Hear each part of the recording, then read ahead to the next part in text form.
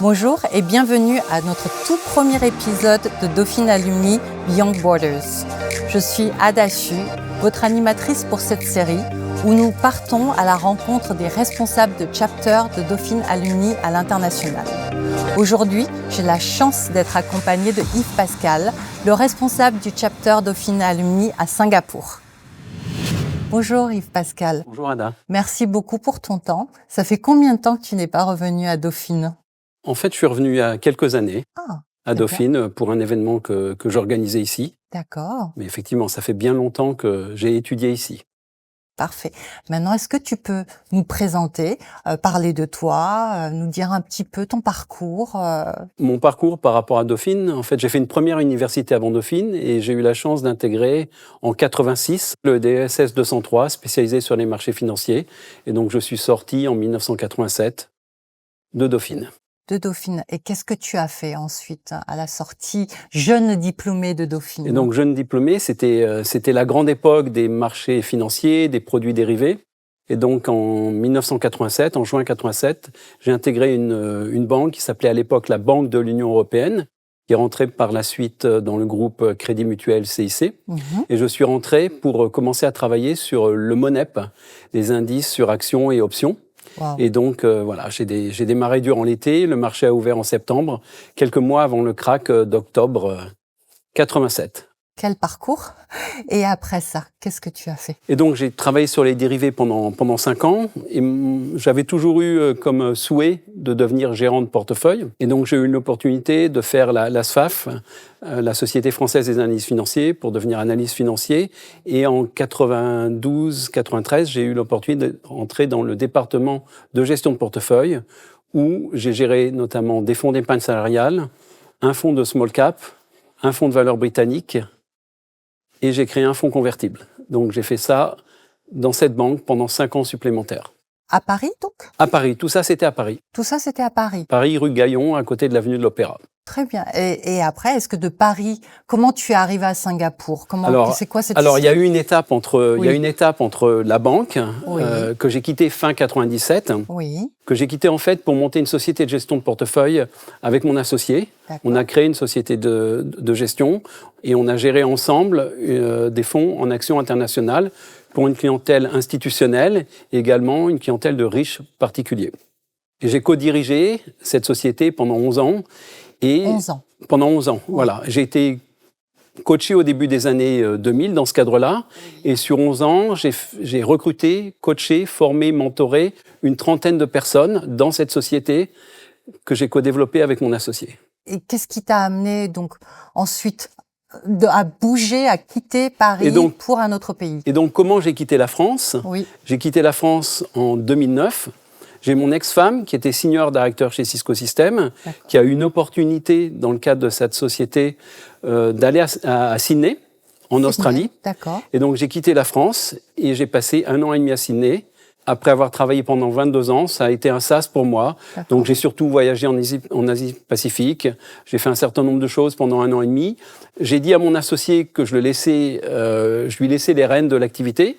Je suis resté actionnaire et administrateur de cette société jusqu'en 2019 quand on l'a vendue. Mais pendant 1 an et demi, voilà, ça a été un break pour moi avant, fin 2010, d'arriver à Singapour. Mon ex-femme a été remutée sur Singapour. Ça fera au mois d'octobre 2025, ça fera 15 ans que je suis à Singapour. En tant qu'expatrié français qui vient d'arriver à Singapour, quelles sont les démarches que tu as enclenchées pour commencer à travailler ou les recherches que tu as faites pour en fait trouver du travail ou t'installer là-bas? D'accord. La manière dont j'ai appréhendé mon arrivée à Singapour et mon démarrage professionnel, ça s'est fait quelques mois après mon arrivée. D'accord. En juin 2011, j'ai suivi une première formation de coaching, étant donné que j'avais déjà été sensibilisé au coaching. Et à ce moment-là, j'ai compris que c'était vraiment un métier pour moi. Et donc, j'ai commencé mon activité de coaching en 2011 à Singapour et j'ai réellement créé ma société en 2012. Donc en juillet 2012, j'ai créé ma société, Executives Transform International, qui est une société de coaching de dirigeants et d'équipes, où je coach des gens dans le monde entier à partir de Singapour. Depuis 15 ans, j'ai coaché 1 millier de dirigeants de 55 nationalités différentes et j'ai un peu plus de 5000 heures de coaching aujourd'hui. Passionnant. Mais vraiment, c'est impressionnant. Et aujourd'hui, tu es toujours coach.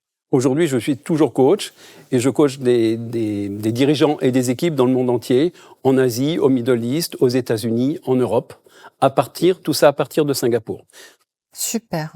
Alors maintenant, on va revenir un petit peu dans la communauté dauphine. Est-ce que quand tu es arrivé à Singapour, tu as pensé à rejoindre un chapter des alumni de Dauphine, ou alors est-ce qu'il y a des clubs pour les expats français? Voilà.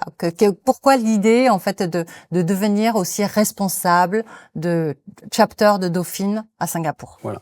Alors, les clubs permettant aux expatriés de mettre en place un système de relations, de rencontrer des gens, se développent de plus en plus. Moi, quand je suis arrivé fin 2010 à Singapour. En 2012, j'ai été contacté par le responsable du chapter de l'époque, qui m'a demandé si je voulais rejoindre le chapter et si je voulais faire partie des quelques membres qui s'occupaient du chapter. Donc, j'ai rejoint ce chapter bien volontiers. J'ai pris à ce moment-là, ce que j'avais pas fait, j'ai pris mon abonnement pour devenir alumni officiel au chapter de Singapour. Et puis ce chapter est tombé un petit peu en déshérence.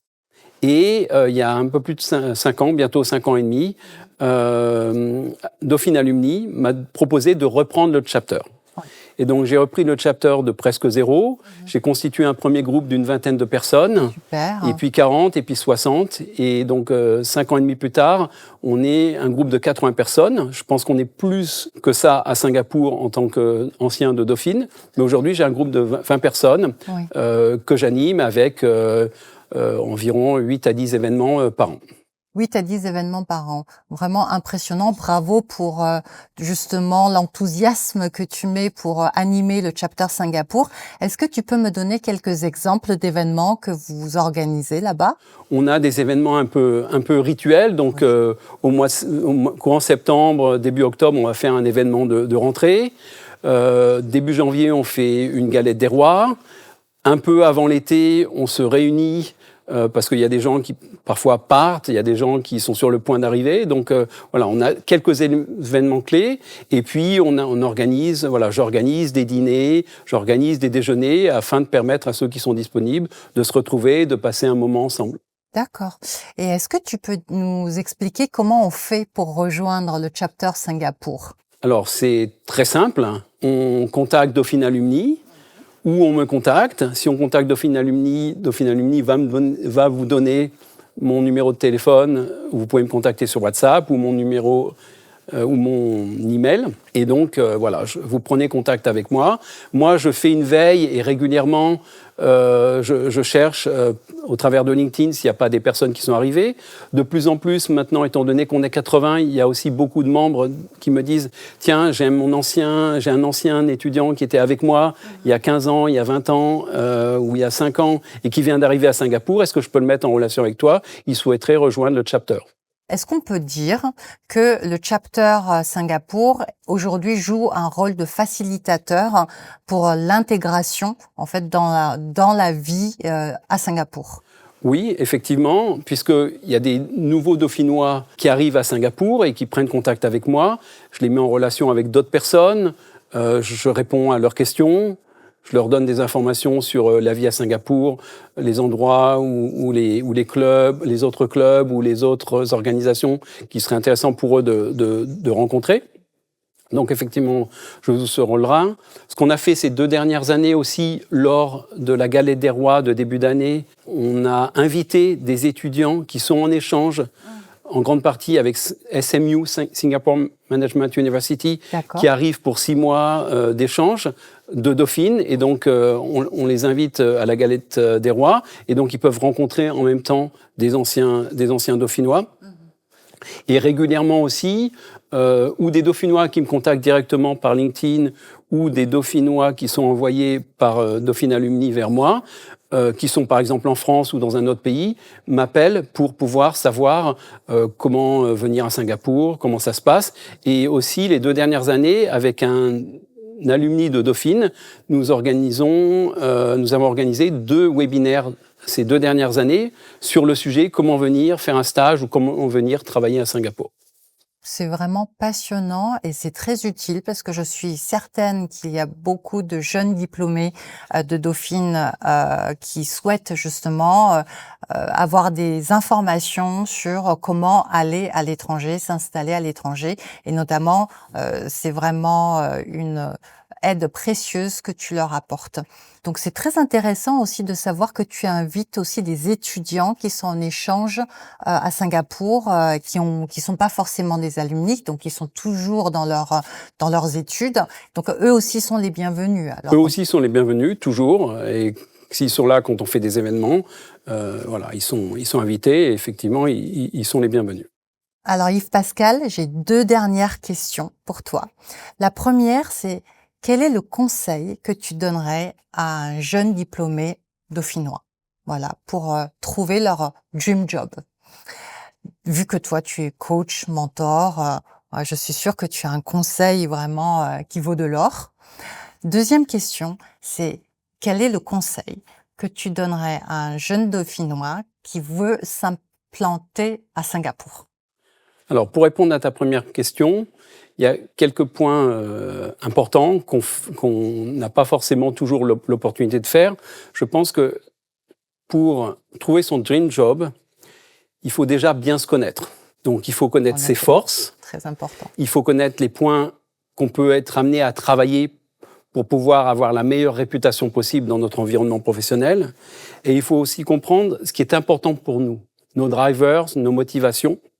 Et qu'est-ce qui va nous donner de l'énergie. D'accord. Ça, c'est un premier conseil. Donc, il y a un travail à faire qui est très important pour pouvoir savoir quel est le bon endroit pour nous.